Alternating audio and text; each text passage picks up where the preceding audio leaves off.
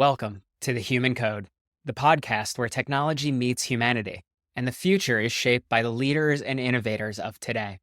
I'm your host, Don Finley, inviting you on a journey through the fascinating world of tech, leadership, and personal growth.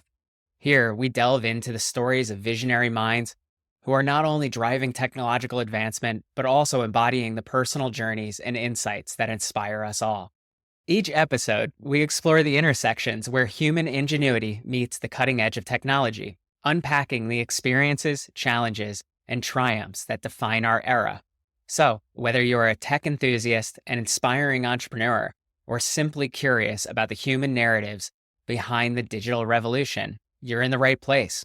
Welcome to The Human Code. Today on The Human Code, we're thrilled to welcome Sultan Meghji, a true visionary at the crossroads of technology and humanity. With over 30 years of experience in AI and emerging technologies, Sultan has been at the forefront of innovation, building ventures, advising governments, and shaping the next wave of technological progress. As the co-founder and CEO of Frontier Foundry, he leads a team tackling global challenges with cutting-edge solutions. In our conversation, Sultan shares captivating stories of his early experiments with frontier technologies, dives into the transformative potential of decentralized AI and blockchain, and explores the critical role of ethics and alignment in creating AI that serves humanity. From the exciting world of quantum computing to his personal journey in leveraging AI for health and longevity, this episode is packed with thought-provoking ideas and actionable insights. Let's dive in and learn from Sultan's unparalleled perspective on how technology can truly empower and transform our lives. I'm here with Sultan Meghji, and Sultan, absolutely loved our pre-talk, and I think we're going to have a fantastic conversation. But what I would love to start out with is what got you interested in the intersection of humanity and technology? It's a fun question, and thanks for having me on. It's been a great chat. I think you and I went longer in the pre-chat than we were supposed to. They were. So I was really fortunate when I was what we would call a tween. My dad was a geneticist working on the first generation of genetically modified crops. And so he was, a very frontier scientist in his own way, but he was an African refugee, basically got kicked out of Tanzania by the socialists who seized all our land and all our property because he wasn't the right color. And so I had the opportunity to run around Paris and Basel and Berlin and places like that, like when the wall came down. Like I was literally there when they tore down Checkpoint Charlie. It was hilarious. Oh, that is awesome. Yeah. And it was great. But what it did was combine two different things in my brain at a very early informative age. One was technology and how important it is to keep pushing on that frontier. And then the second is because I was living in a bunch of different cultures. My mom was from the middle of a cornfield in Illinois. My dad was from East Africa. I grew up bouncing around Illinois and Paris and Basel and places like that I grew up in a multicultural environment that fundamentally was focused on macro events. So I was overseas when the first Gulf War happened. So when I came back to the US, the kind of normal high school just wasn't the right fit. And so we found a way to get me into an accelerated program in a high school that was part of a major university that allowed me to do things like research projects and to go take classes at that university and to apply for and win an NSF grant. And in all of those cases, it's a combination of pushing the edges of frontier technology in really applicable ways, not as a theoretical experiment, not as a press release, not as something that's very shiny and pretty, but something that actually has meaning, but that also has a macroeconomic impact. And so that's really been the thesis for most of my career. You and I have so much in common on this because I've also been at that forefront of how do we actually apply this technology? How do we bring it to helping somebody out? What have been some of your favorite applications of this frontier tech? Oh, there are some really cool ones. Very early on, I think I was 15. I was at NCSA at the University of Illinois, and I got to do two things that I didn't think I should have been allowed to do. The first one was get administrative access to a supercomputer so that I could upgrade a bunch of the libraries on it because that vendor wasn't keeping up with all of the advances of the internet age. So we were trying to do things like have it connect to the internet more efficiently and eventually put a web server on it. So I was the one actually trying to make the work that guys on the Mosaic project and out of CERN were trying to do, actually build a bunch of that on supercomputers, which I didn't think they should have let a 15-year-old do it, but they did. was awesome. It's honestly probably the best person for the job as well. It's interesting. I'm far older than that now. And I have to say, going through and figuring out, reading all the news groups and learning how GNU AutoConf worked, and then trying to grab the CVS repository and do this and do that and just whack away at this early stage code to make it work was absolutely fascinating. But what it did do, and it was something that I very quickly picked up, is understanding what we call the full stack now. Everything from the CPU to the network device, all the way up to what we call layer 7, where the applications live and protocols and all of that kind of stuff. And once you understand that whole stack, it makes it really easy for you to kind of disassemble what's a good project and what's a bad project. So one of the very first commercial projects I worked on was removing an old networking technology called X.25 and replacing it with TCP/IP. You might not have heard of X.25, but I'm sure you've heard of TCP/IP. Absolutely. So X.25 was one of the first computer networks. And at first, you would know it if I showed you a video of all those grainy pictures from 100 years ago about people plugging in to connect phone calls. They plug in the cord into different poles. Yeah. That was the original idea of X.25, was to automate that. And so we pulled that out and got TCP/IP to work in its place for a bunch of the market systems, which was really super interesting. It's absolutely fascinating because I remember reading about some of that transition from the old telephone systems into TCP/IP and how most networks actually fought that for a bit. Oh, yeah. We had these modems and we were using the Sun pizza boxes, if you're old enough to remember those. Oh, yeah. And the X.25 driver only worked up to a certain version of the operating system. And the current versions, going from Sun OS to Solaris, which happened, I think, in the mid 90s. Yep. We wanted to buy Solaris boxes because they were infinitely faster and you could actually buy parts instead of going to a garage sale and things like that. And so we bought these Solaris boxes, but then we couldn't figure out how to get the libraries to move over. And we were getting no support from the modem vendors. The guys at Sun were like, they really wanted us to be successful. It was great. I got to know a bunch of them and they were like, we don't know how to do this. And so I got access to a bunch of like internal development stuff. It was great. That was really fun. And it took the better part of a year to get a Sun pizza box with a modem attached to it that could do about 100 transactions per second on the New York Stock Exchange, to replace it with a modern Solaris box at that era, which was basically a 4 CPU device. And it was well north of, I want to say it was 15,000 transactions per second or something like that. Yeah. It took up 3 times as much space. So 300 versus 15,000. I think that was a good win. That's a nice little win there. And I think one of the things about the previous systems of connectivity with the X.25 was there was very little resiliency. If you lost the wire, you lost the whole communication, where the main benefit of TCP/IP is that it just finds its way home. Yeah. X.25 is prescriptive. I'm trying to get from point A to point Z. I have to lay out B, C, D, E all the way down. And if any one of those goes down, you just get an error message. TCP/IP, you just point it at the destination and assuming the routing and BGP and everything works. Routing gets you there. It finds how to go closer. Exactly. It's like the old days of when we print out stuff from MapQuest. If you ran into a road that was closed, X.25, you would not get to your destination. Exactly. TCP/IP will find you a alternative route to get you there. Now, comparatively, there is a challenge. It is slower.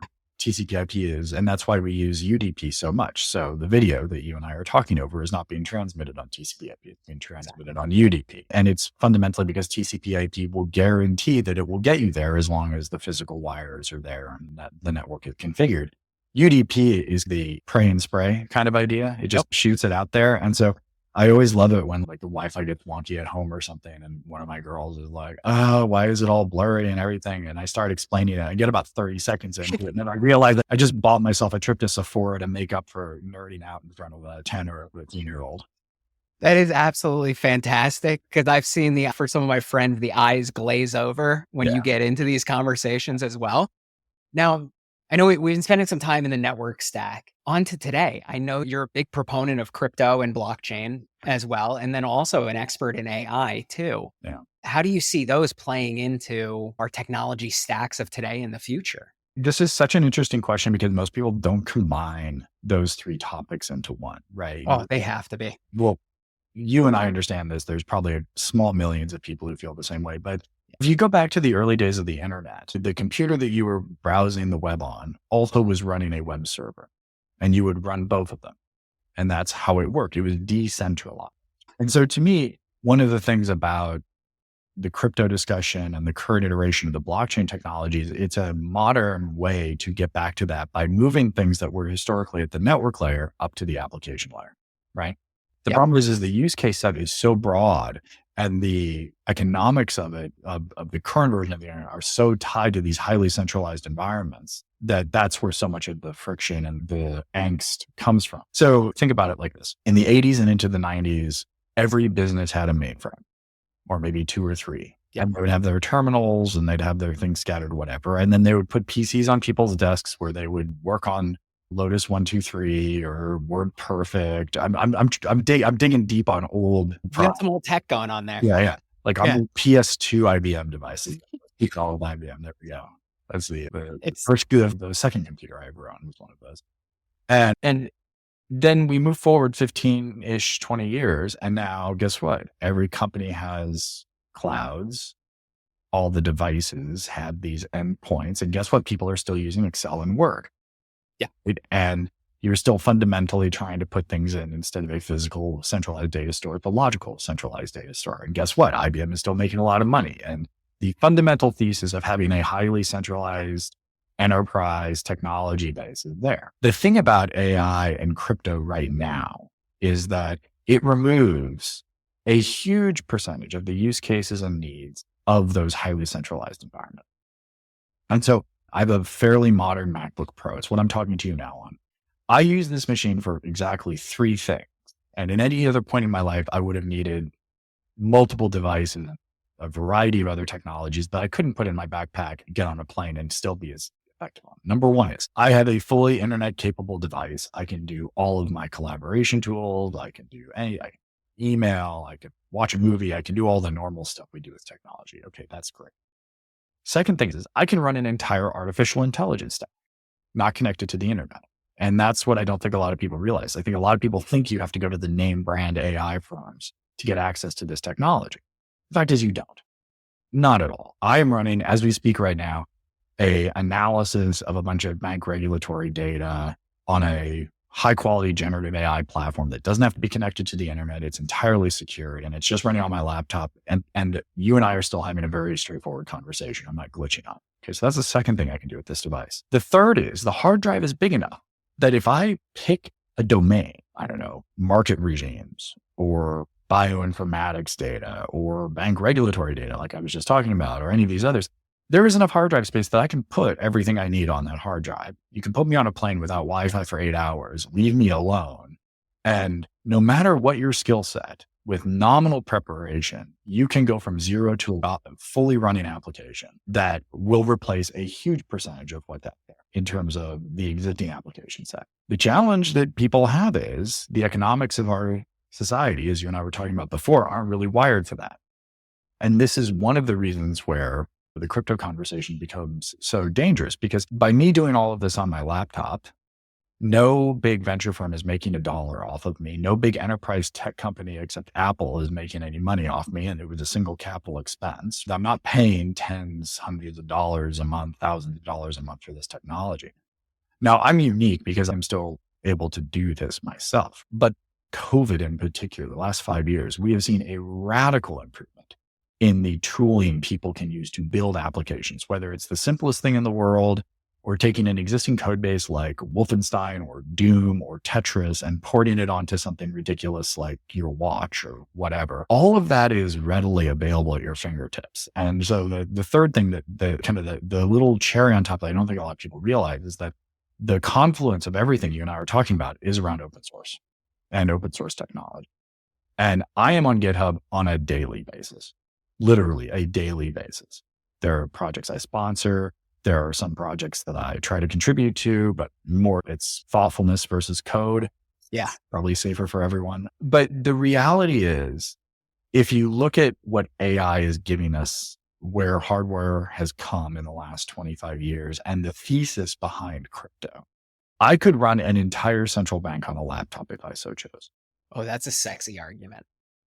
And that is one of the reasons, and I can tell you that I was a former financial regulator, there are a lot of concerns about where transactions exist and where they go and the visibility of them, et cetera, et cetera. And there are a lot of arguments about bad people. Crypto is mostly criminals and terrorists and stuff like that. And yeah, absolutely, they use them. There's no doubt there. Is it 90% or is it 20%? There's a lot of arguments on that. And I've yet to see good data saying anything other than a floor of about 20%. But it pales in comparison for zeros, at least, to paper US money, most of which exists outside of the United States, most of which is used for not the best reasons. The other day, I'm not sure if you saw the news, one of the Israeli bombing strikes blew up $1.4 billion in cash and gold. Damn. Right? Okay. That's a couple of cryptocurrencies' entire AUM right there. It's interesting in the crypto space that you're talking about the criminal side of the activity. And I think you're hitting on a number of good points around this. But the main thing is the amount of criminal activity that is happening in crypto today is, like you're saying, a small percentage of the overall criminal activity that we just can't even track. Absolutely. Because of the cash basis of it. Absolutely. If you were to just remove North Korea's criminal activity from Bitcoin, you'd see a non-trivial decrease in Bitcoin transactions. No question whatsoever.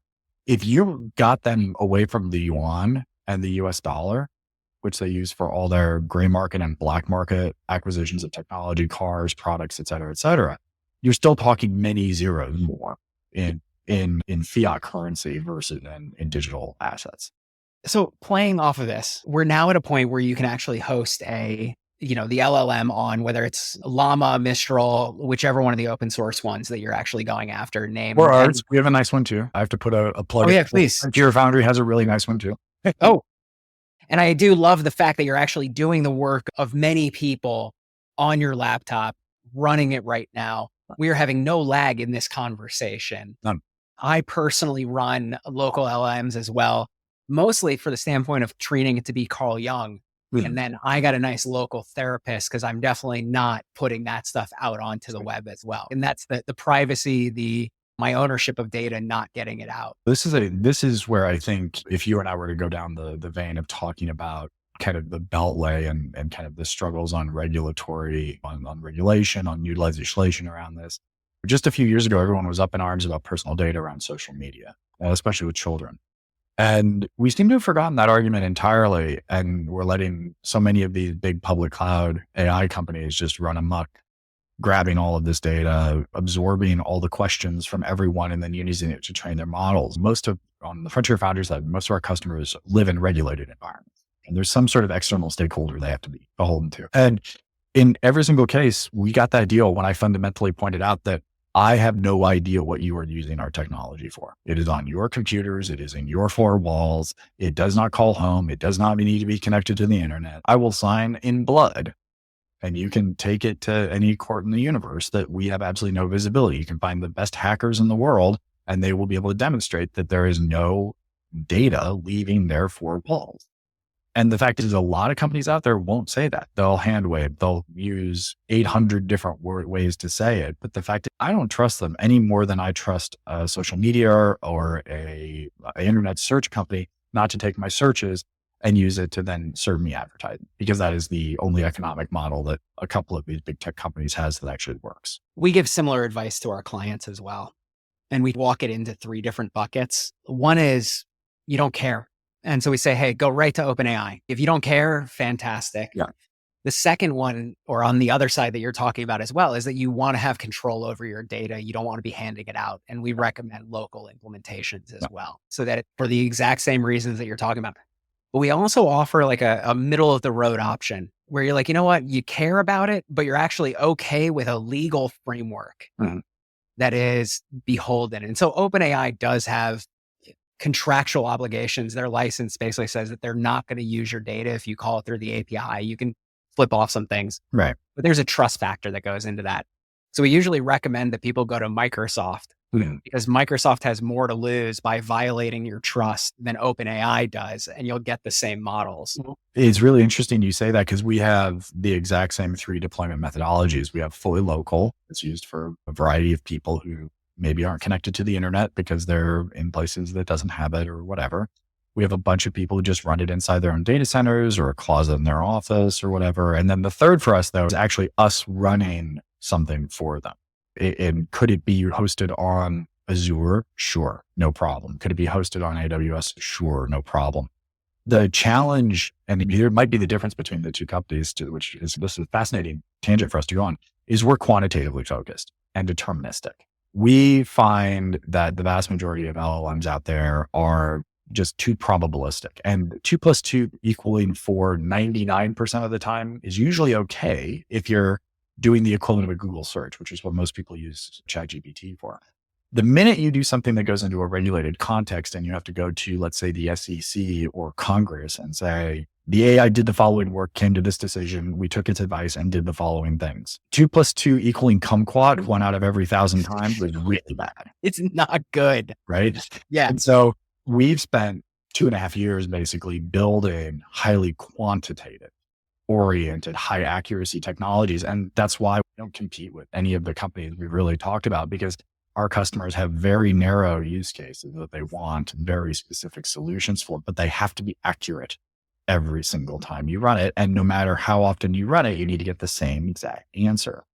And that really does shape how you use them. So we only use the LLMs for human communication. It's the thing you interact with. We use entirely different technologies for everything behind it because LLMs don't think.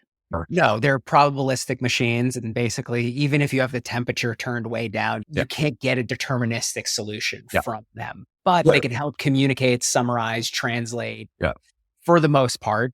And I agree with you that when you're in a regulated environment, you need that deterministic approach, plus the side of it where you want to understand how it came to that conclusion. The LLM isn't the solution for that, but more narrow focused AI is in that case. Well, the example I give a lot of people is, let's just say you are a hedge fund and you're using a bunch of this technology and you make a fairly radical investment 2 years ago and it maxes you out for the month. You can take the rest of the month out and just sit on your rear end and go to Barbados or whatever. You need to, at that moment, be able to capture the data you used, the code that was used against that data to generate it, the things that you gave it, all that entire process, all the way down to, and this is why I hit buy or sell or whatever. And to print that as a PDF, because I'm young enough that I know what a PDF is, and then hand it to the appropriate regulatory body or internal chief risk officer or your internal control mechanism. And you might not need to do it for every transaction, but at any moment you're using any of these technologies in a regulated environment. I tell everyone, it doesn't matter who wins the presidency. It doesn't matter what control of Congress looks like. At some point between now and 5 or 10 years in the future, there will be some new rule in place. Even if Chevron deference isn't overturned, or even if it is, you're right, you will have to go back and there will be someone antagonistic to you who will take your action and want to know why you did it. Do you want to be in a situation of saying, oh, it was a magic black box and I asked it this and it told me that? Or do you want to be able to say, here's 137 pages that explained exactly why we made the decision we made? Thank you. Now I'm going to go get a coffee and you guys come back in 2 weeks once you've read it. I like the latter. I think that the latter is a much safer opportunity. And also it's grounded in some truth. And so we understand that LLMs being probabilistic machines that are basically just picking the next word that makes sense, yet do have some emergent qualities of finding the truthiness of things. Yeah. It's not guaranteed. I want to be careful here because I'm not criticizing LLMs or any of these because they're doing great stuff. This is foundational movement. This market has exploded. I started working on backprop neural nets in like the early 90s. And I got to tell you, we've seen more in the last 5 years than anything else. And it's great. It's absolutely fantastic that people are actually embracing it versus being afraid of it in most quarters anyway. The challenge though is it's like Lord of the Rings, right? It's not one AI to fit them all. We will all be touching hundreds of different AIs every day and it will be entirely transparent to us. We're just starting to see that. And my thesis, at least for the next few years, is that it will be highly verticalized solutions with security, compliance, and explainability knobs based on the comfort of the end user, the comfort of the person paying for it, and the regulatory or lack thereof environment they operate in.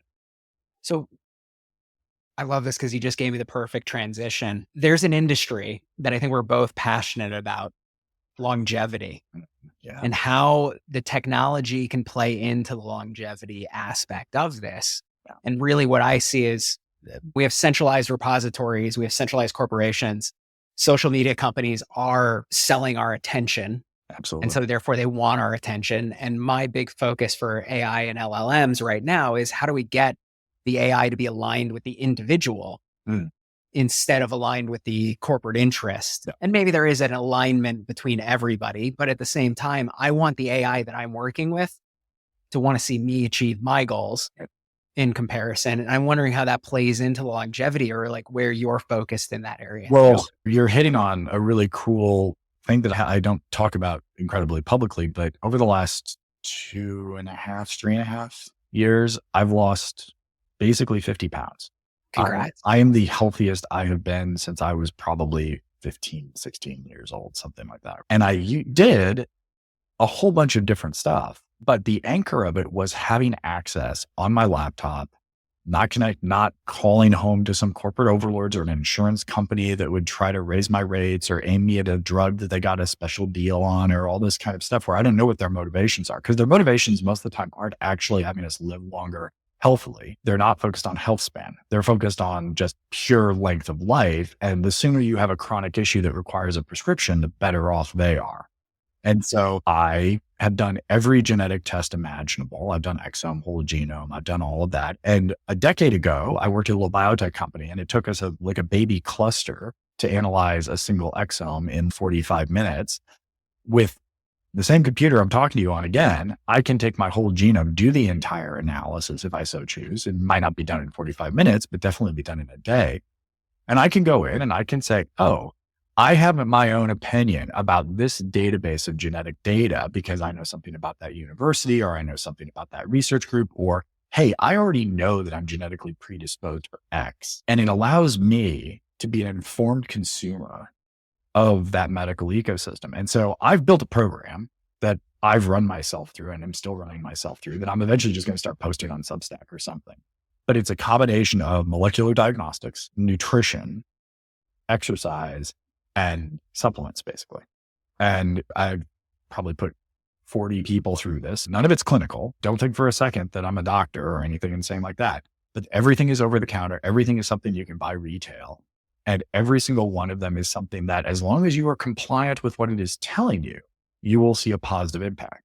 So before we started recording, you and I were both talking about how we're both fans of acupuncture. In no place in this program would I have tried acupuncture unless and until I had data supporting its use. Guess what? If you have inflammation, one of the few things that's actually proven about acupuncture is that it releases nitrogen in the bloodstream, in the central nervous system, which makes room for white blood cells.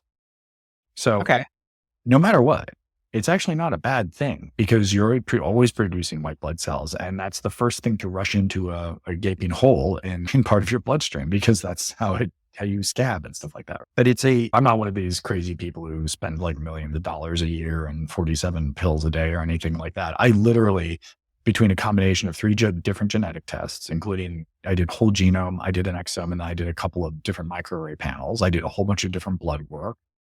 And basically I looked at how my body was responding to food, what kind of athlete I was. I've been doing all this really long distance running and bicycling, and I learned through my genetics that I'm actually not wired for that at all.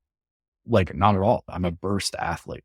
I used to play tennis. I should be boxing. I should be weightlifting, stuff like that. Weightlifting is great. Everybody should do it anyway. But yes, I'm especially wired for that. But that's me. I've probably invested, let's call it rough order of magnitude, $20,000 over the last 4 years, getting educated, understood, building the program and all of that. And I can tell you at least half of this, the result of this, is because of modern artificial intelligence built on top of open source technology. That is fascinating. And so basically the open source technology that you're talking about that you've been using has helped you to process all of this information and put it into a form that is actionable for you. Right. It's, every year there's a certain battery of tests I get. Every quarter there's a certain battery of tests I get.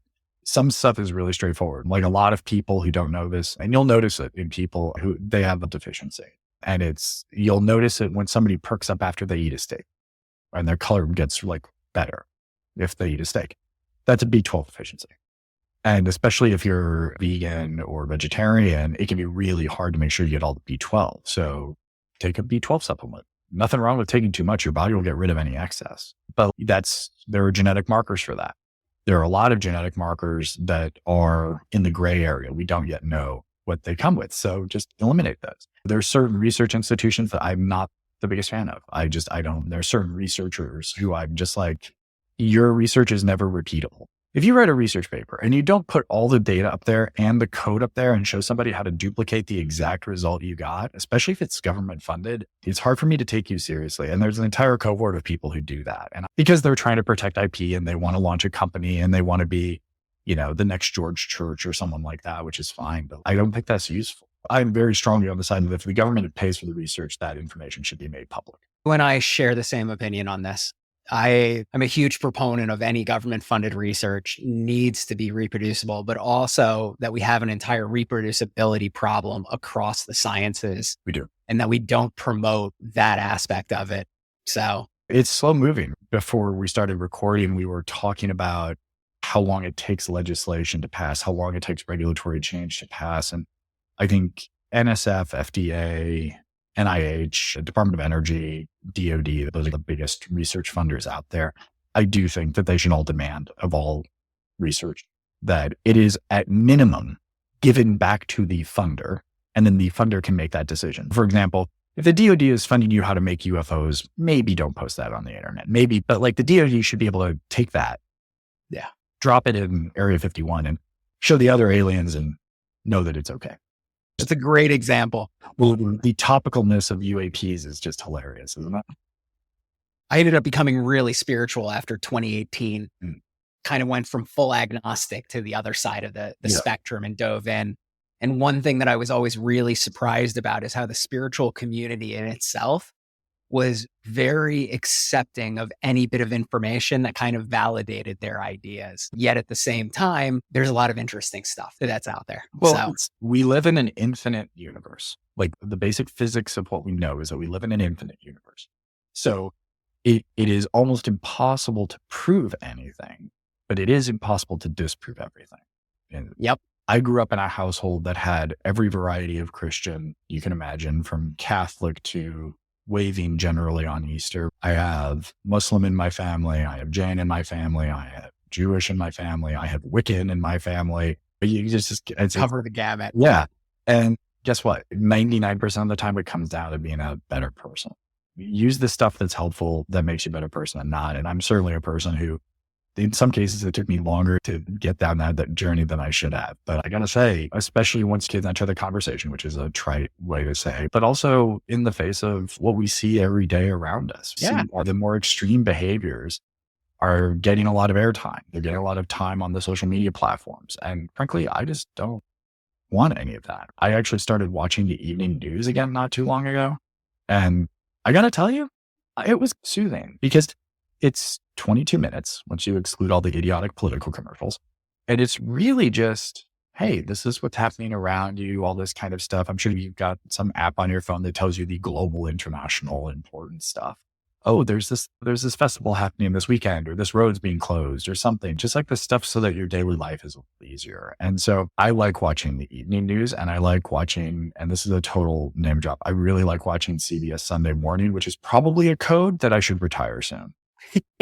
You're moving towards that path. I'm getting there. But I do love that, because I think what you're hinting at is the evening news is definitely more local. Like, you are getting to the point where you're in a sphere of control that you have more access to than when we talk about the global nature of things, and which are of the extremes. If I am a critical thinker who has access to the internet, am I going to learn fundamentally anything differently about the current crisis in the Middle East by watching any of the major media groups? No, because it'll be 5% news, 25% people talking about it, and then a bunch of corporate viewpoints on it, or specific political brand viewpoints on it, most of which are silly. And so it's really challenging, I think, in your mind to separate out, here are the facts of what's going on in the world that I need to pay attention to. And for me, it's entirely macroeconomically relative to my business, relative to the safety of my family, things like that. Then there's the other one, which is, what's the stuff I actually need to know? Because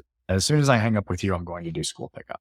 And is the main road I'm going to drive down going to be closed or not? Now, can I open up an app and see that? Yes. But guess what? I was watching the news yesterday and heard that this one road was closed, so I'm going to go the other way. It's actionable. Now, I know we haven't touched on quantum, but I got to wrap it up. And I think what we're going to end up having to do is bringing you back.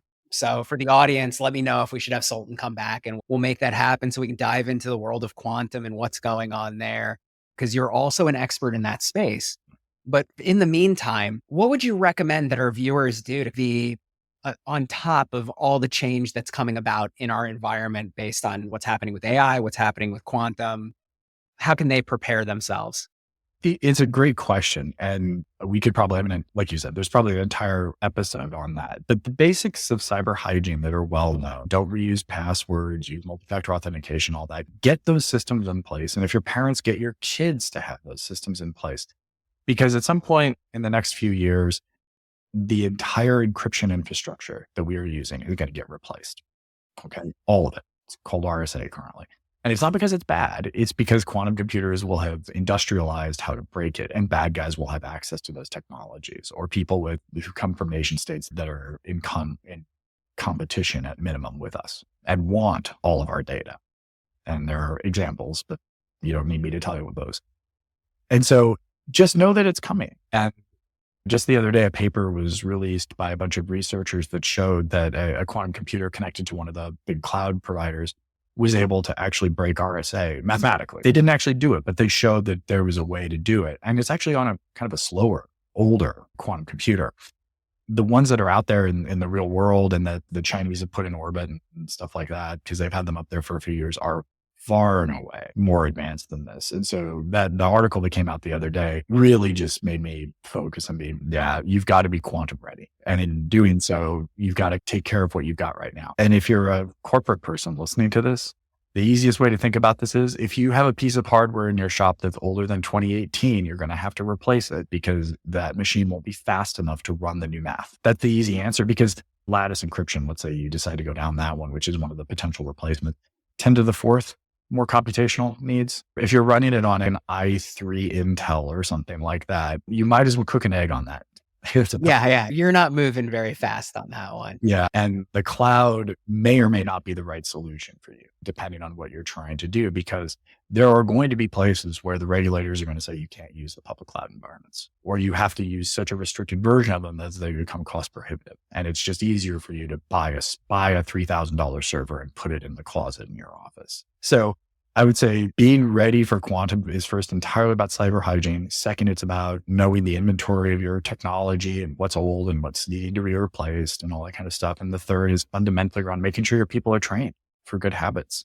And this isn't like retraining a workforce. This is all stuff we've been talking about for well over 5 years, as many as 10 years. The companies that struggled to get people virtual on COVID are the companies I worry about. One of the things I've got is a little baby investment book. And I went back and actually found that list of all the companies that got bad press during COVID because they had trouble getting people virtual. And I've gone in and had an AI look at their 8Ks and look at their 10Ks and start to see if I'm seeing an uptick in cybersecurity spend to replace all their legacy technology. And there are a bunch of markets where that hasn't happened yet. Financial services, there's a bunch. Healthcare, there's a bunch. Energy, there's a bunch. And those are all companies that I would be if I were to work with them, or if I was a customer of theirs. Oh, that's a great analysis. And I love the use of AI to help you put that together, because those are usually research jobs that we would put a young analyst on. That kind of 101 to 201 level primary analysis of something is something that I used to have 2 or 3 analysts working for me at any one time. Yeah. Now I'm on the treadmill at the gym and I'm using my phone to call into my private LLM environment. And I'm asking it questions. And each time I'm like, hey, be an analyst, analyze this for me. Be an analyst, analyze this for me. And then it reads it back to me. And at the same time, you're getting responses in minutes compared to what could have been like days long projects for an analyst as well. Sometimes seconds. Sometimes it'll interrupt me, which I think is funny. That's awesome. Yeah. All right, Sultan, it has been an absolute blast. I really appreciate having you on today. Thank you so much. Thanks for having me. This has been a lot of fun. Thank you for tuning into The Human Code, sponsored by Findustries, where we harness AI to elevate your business. By improving operational efficiency and accelerating growth, we turn opportunities into reality. Let Findustries be your guide to AI mastery, making success inevitable. Explore how at findustries.co.